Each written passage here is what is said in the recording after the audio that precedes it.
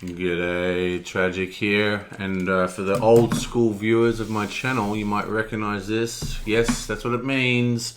Time to do a card evaluation. Haven't done one of these in a while, so let's give it a go. Now remember, my card evaluations are, I don't know, they're a bit hit and miss, I would say. Basically, I don't look at spoilers and previews and all that kind of stuff. I don't play online versus other humans. I only play against my actual group of people.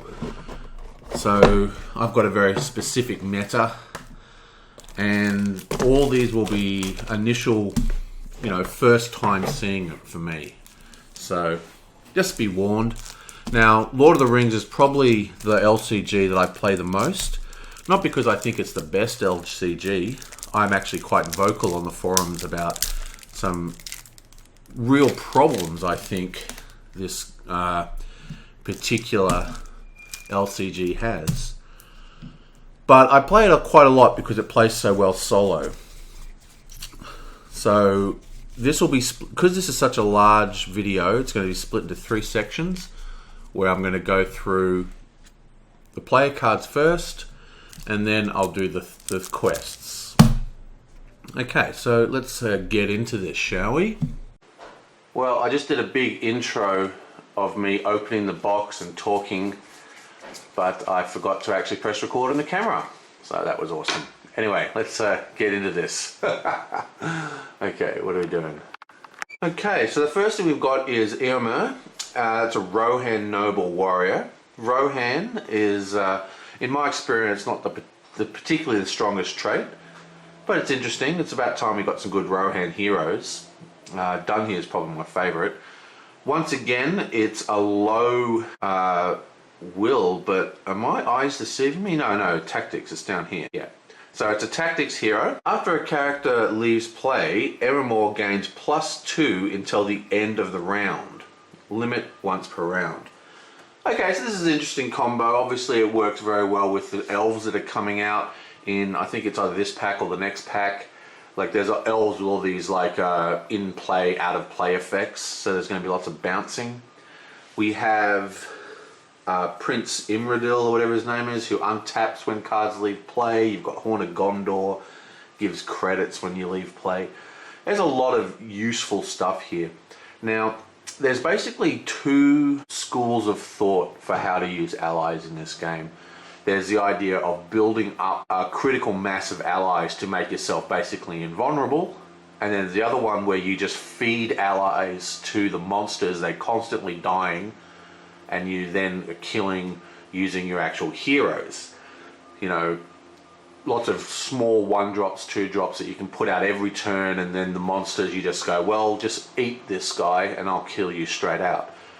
Usually attachment heavy decks. Whatever. The point is that there are decks that are designed specifically for allies to leave play through either the elves going in and out of play to actually cause effects, or through combat decks that actually are all about feeding allies to monsters. Either way, the feeding allies to monsters decks, they work if the heroes can then outright kill the monster. Okay, so the monster comes in, kills the ally, you then kill the monster. Now, this +2 attack is going to give him 5 attack. 5 attack raw.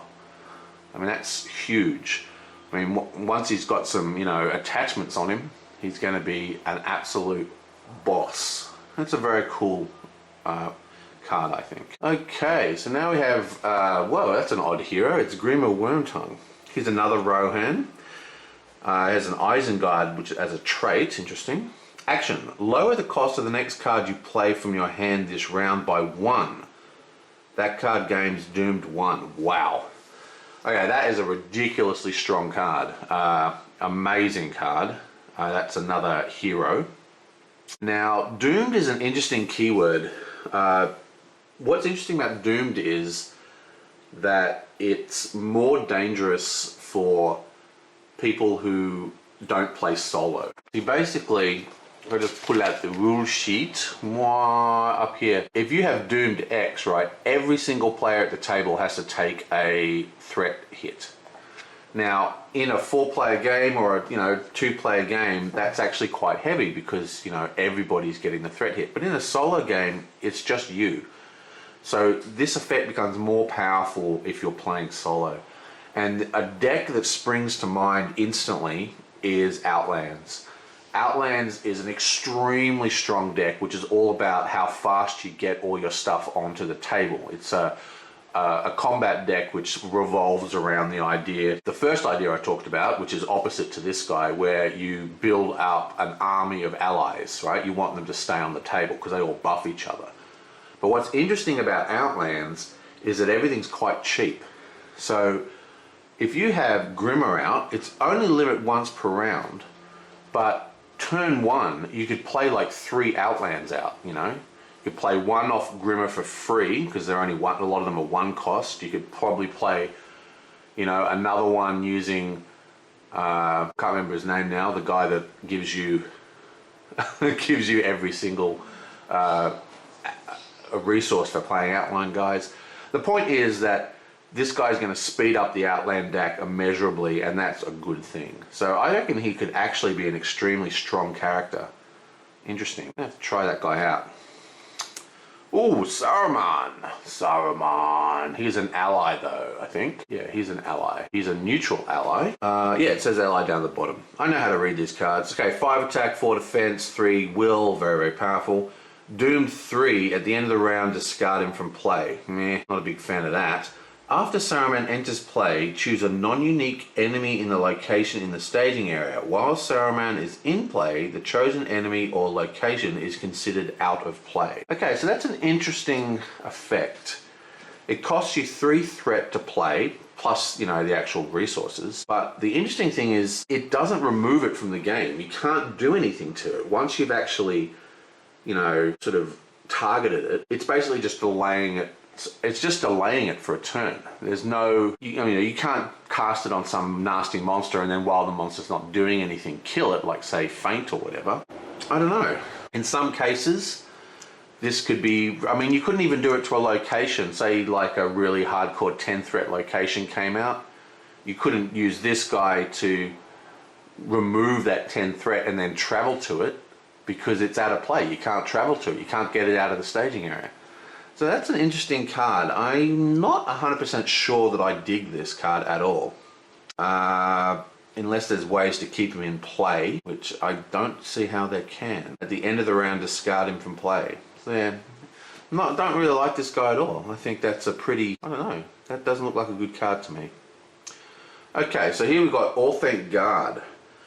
Response. After you raise your threat from the Doom keyword, ready Orthanc Guard. Well, there you go. That's a fantastic card. It's got 2 defense.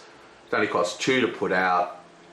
Very, very good card. And you'll be untapping him if you're using the Doom keyword. So, not much to say about that guy. He seems like a pretty decent blocker. There's definitely a spot for him in any deck. Okay, now what have we got? Might zoom out just a tad. Isengard Messenger. It's a 1/01. Response. After you raise your threat from a Doom keyword, Isengard Messenger gets +1 until the end of the round. Okay, so we're starting to see a kind of pattern here. I think he is probably not as good as the Orthanc guy. There are better ways to get will for 2 cost. But even so, if you're doing a Doom heavy deck, obviously having cards that trigger off Doom is going to be a very, very good thing. Westfold Outrider. Action. Discard Westfold Outrider to choose an enemy not engaged with you. Engage the chosen enemy. Interesting. Now, this is a card that would make a lot more sense in multiplayer than in single player. You could use this card to draw people from the staging area in solo player, like archers or whatever that, sit up in the staging area and you can't engage. So I think there would be specific locations you might want, like specific quests you might want to take this guy along if you're playing solo.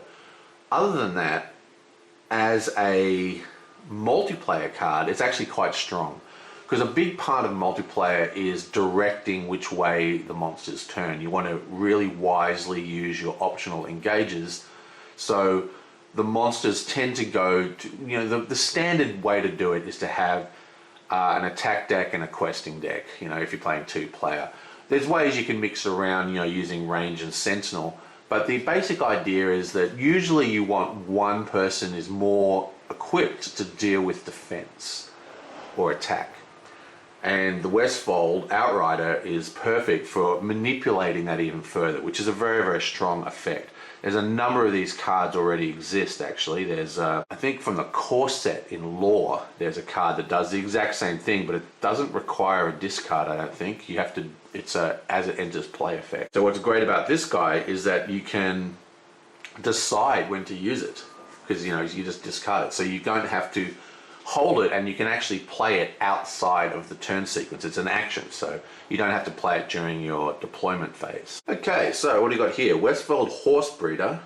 After the Horsebreeder enters play, search the top 10 cards of your deck for a mount attachment and add it to your hand, shuffle your deck.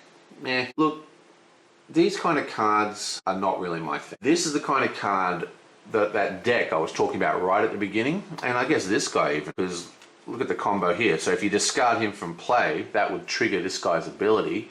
He's suddenly at +5 threat, and you've pulled a monster to your side of the table. This guy, you get to look at your mount, and then it's just a 1-drop, just costs 1 resource, and then you've got a blocker to be eaten to trigger that guy's ability. That's what I'm talking about, the kind of allied decks that are designed to eat, have all the allies eaten.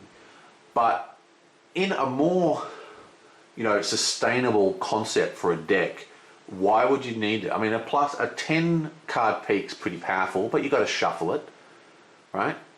There are so many other cards in Spirit, like Stargazer, for example. Stargazer is a 5 card peak, plus you don't have to shuffle it, you know? I mean, if you're looking for a card, that's the one you want. Then there's there's a Lore guy who can tap, and every time he taps he does a 5 card peak for any attachment. So you have to think about not so much the ability to find the mount, which is kind of cool, but you're talking about the 1 cost drop blocker is actually what this card's all about. And you can see a combo already exists in this set for him using Emor or Emor or whatever the hell his fantasy name is. Yes, I can't pronounce fantasy names, so just bite me. Okay, Rohan Warhorse is another mount. Attached to, see, there's a bit of a restriction here. You can only attach it to Tactics heroes, and it's got to be a Rohan hero as well. Response: after attached hero participates in an attack that destroys an enemy, exhaust the Rohan Warhorse to ready attached hero. Well, it's very, very strong, isn't it? Very, very strong. You know, I'm going to have to look it up. Where's my phone? No, actually, it doesn't count. Basically, there's a guy called Bran, Son of Bane, which is an extremely strong multiplayer card, but actually he's not a Ronin card. Unfortunately, he's a Dale card, but that's a great combo. Basically, Dane, what Dane does is every time Dane attacks, and he can attack with range, he untaps another hero. I don't even think the hero needs to be involved in the attack. I don't use him too much because I don't play a lot of multiplayer. Yeah, it's one of the any of the players' characters even. It's not even heroes. So basically, he can participate in attacks. You tap the guy, you untap him, you're also untapping your opponent, your partner's cards. Very, very strong, but he would require you to put the Rohan trait onto him, which you can do quite easily. I think it's in Spirit. Interesting. So that's a very, very good card though. I mean, obviously for attack decks. What have we got here? Silver Lamp. Attached to a Spirit hero. While attached hero is ready, shadow cards dealt to enemies engage with you are dealt face up. Wow, that's ridiculous. Okay, that's like the strongest card I've seen in a while. Yeah, I mean, what can you say? Absolutely ridiculously powerful. Ridiculous. Basically just, all shadow cards are face up. You can make all your decisions perfect. That's almost ridiculous. That's almost stupid. I almost dislike that because it's so strong. Okay. Get this back in the shot. Keys of Orthanc attached to hero. Response: after you raise your threat from one of the doomed keywords, exhaust Keys of Orthanc to add 1 resource to attached resource pool. Meh. I'm not interested in this card much. Obviously, if you're playing a Doom deck, and obviously there's a Doom deck somewhere in this set, we've already seen a few cards that key off it, extra resources is always good. But there's so many good ways of getting resources. I mean, this is neutral, which is very, very cool. But even so, the problem with this is that it's unique. So at the most, it's one resource, okay? So you've got to draw the card. If you want to make sure you draw the card, you've got to have 2 dead cards, or at least 1 dead card, because you can only use 1 at a time. Then it takes a Doom keyword for it to even become, even to pay for itself. So you're using slots, it takes a turn to pay for itself, which requires a Doom. It takes 2 Doom before it starts paying off. Doesn't do a lot for me, this card. Not sure I like it, but I'd have to see the actual Doom deck in action. Doomed 4, my god, Legacy of Numenor. Add 1 resource to each hero's resource pool. Okay, this is a ridiculously strong card. It sounds terrible, especially good for solo, but basically you get 4 threat, which is quite handleable by a lot of decks, can handle 4 threat quite easily. But getting an extra, this means you start turn 1, if you get this in your opening hand, you'll start with 6 resources. And we all know that really it's the opening turns of the quests that are the problem. Very few quests are designed so they're hard at the end. Most of them are trivial by the end of the quest because you're all set up. But those opening turns are always difficult. And this is just going to make those opening turns ridiculously simple. That is a strong, strong card. And I would suspect that if I delved into it, you could probably find some incredibly broken combos with this card. Like massive, like, oh, I'm going to dump 10 cards out of my hand, kind of broken. Okay, what have we got here? Deep Knowledge, Doom 2. Each player draws 2 cards. Extremely strong. Not so much for single player, because we have the Dwarven Ruins card. Draw 2 cards, discard 1 card. So, yeah, interesting card. I like it. I like it a lot. Yeah, it's definitely a multiplayer card though. Oh, what's this? A spell? Have I ever seen a spell before? Is that new? Doomed 3. Action. Each player chooses 1 enemy engaged with him. Until the end of the phase, each chosen enemy cannot attack the player that chose it. This is another card which is definitely not as powerful for solo. It's good for multiplayer because you can really, restrict the board depending on how many monsters out. But 3 threat for 1 monster. I guess if the monster's nasty enough, it's going to make a difference. I like that it's 0 cost. Interesting. It's an interesting card. That is one that I'm going to have to actually use to really see, there would have to be a reason. The quest would have to have some kind of threat that is so insurmountable that I would need a way to completely stop it from doing anything. But then again, why wouldn't you just use Feint? If you just had Feint for solo play, it does the same thing as this card, basically. I don't know. I don't like this card. I've decided, meh. It's a big M-E-H. Meh. Okay, next. Right. Doom 2. Action. Each player may choose and discard a condition attachment from play. Oh, thank you, FFG. Finally. Condition attachments are a bane of the game, and one of the big problems with the condition attachments is that even up to the Shadow Cycle, which is the one that I'm up to, this is the new cycle for me, the only condition attachment removal was Miners of the Iron Hills, that Lord Dwarf, which meant that if you had a heavy condition attachment quest, you had to have lore. There was no choice. It was the only option, and you can only ever have 3. This is such a welcome addition. I don't care that it's Doom 2. It couldn't be Doom 4, and I'd still think that would be an awesome card. Okay, next. The Seeing Stone, Doomed 1. Action. Search your deck for a card with the Doom keyword, add it to your hand, shuffle your deck. Okay, well there is a ridiculous combo enabler. You can combo that with this card. Yeah, this is a Doomed card, so get those 6 resources so you can have 3 of them. 3 of them, you're absolutely 100% guaranteed to get that combo off in turn 1. You could probably cast, these are 0 cost. These are 0 cost. Wow, that's broken. These are 0 cost, right? So you can cast multiple versions. I mean, you could cast that 3 times in turn 0 if you wanted. You could cast this multiple times, pull out all these cards. That is broken. I mean, that is what are they thinking? Someone is going to make a deck that's like, you know, like I thought that other card was broken, but now that there's actually a fetch for it, that is ridiculous. Ridiculous. Good for players, you know, bad for min-maxing players, because those kind of players, they like to break things. And it's just basically going to ruin everything. Okay, so that is the player cards. Interesting. Okay, so I definitely think my favorite card is this one. Condition attachment, about time. We absolutely need that. Most broken card is probably this guy here. That's probably the most powerful card in the deck. Ridiculously strong. You know, if you combine that, you know, with the fetch as well, and then you have, you know, some decent card draw, you know, like mix it up with some lore and get some pulling, you know, multiple card draws. You got like that card draw, it costs 1 resource to draw 5 cards. All you got to do is tap 2 characters. You could probably draw almost your entire hand in one go. That is a broken card. I don't like it. Okay, next, what else we got? Orthanc, meh. Silver Lamp actually might be, what a shock, the best cards are in Spirit. Silver Lamp, probably pretty good. Rohan Warhorse I also like. Yeah, well, I actually think these are my favorite cards in this set. I think there's a lot of potential for Eomer if you have the right set up. But this card here, Condition Attachment, definitely the best. Silver Lamp is probably up there with one of the most powerful cards in the game. Like, ridiculous. And Eomer's cool. As for favorite art for the player cards, I think I'm gonna have to go with, I think I'm gonna go with this one actually.